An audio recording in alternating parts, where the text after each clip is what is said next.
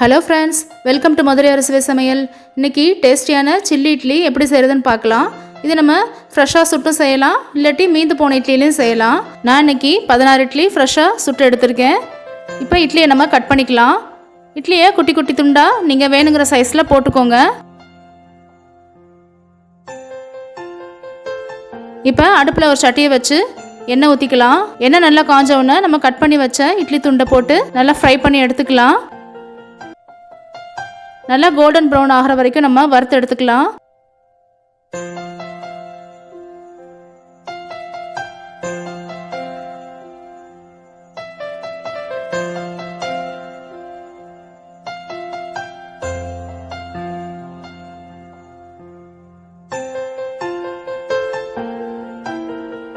இப்போ நான் எல்லா இட்லியும் இந்த மாதிரி வறுத்து எடுத்து வச்சுட்டேன்.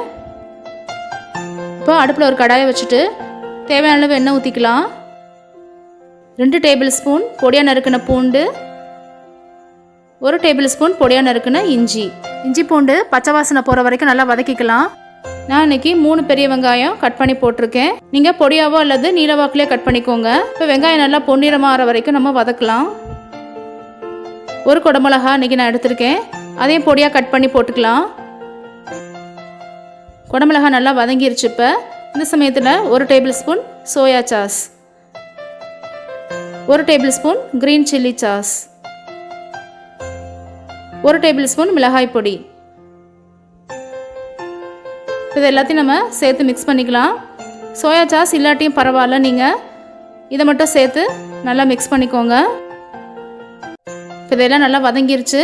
இந்த சமயத்தில் தேவையான உப்பு போட்டிருக்கேன். உப்பு சேர்க்கும் போது கவனமாக தான் சேர்க்கணும், ஏன்னா நம்ம இட்லி மாவுலேயும் உப்பு சேர்த்து தான் ஆட்டியிருப்போம். இந்த சமயத்தில் நம்ம பொரிச்சு வச்ச இட்லி துண்டை சேர்த்துக்கலாம். இப்போ இது எல்லாத்தையும் நல்லா மிக்ஸ் பண்ணி விட்டுருங்க. இப்போ சுவையான சில்லி இட்லி தயாராகிருச்சு. இது குழந்தைகளுக்கும் ரொம்ப பிடிக்கும். நீங்கள் டிஃப்ரெண்ட்டாக ஏதாவது செஞ்சு கொடுக்கணும்னு நினச்சிங்கன்னா இதை செஞ்சு கொடுக்கலாம். லஞ்ச் பாக்ஸ் காலி ஆயிரும். ஃப்ரெண்ட்ஸ், இந்த வீடியோ பிடிச்சிருந்தா லைக் பண்ணி ஷேர் பண்ணி கமெண்ட் பண்ணுங்கள். மறக்காமல் சப்ஸ்கிரைப் பண்ணுங்கள். பக்கத்தில் இருக்க பெல் ஐக்கானை கிளிக் பண்ணுங்கள். அப்போ தான் அடுத்தடுத்து நான் போகிற வீடியோ உங்களுக்கு ரீச் ஆகும். Thank you friends.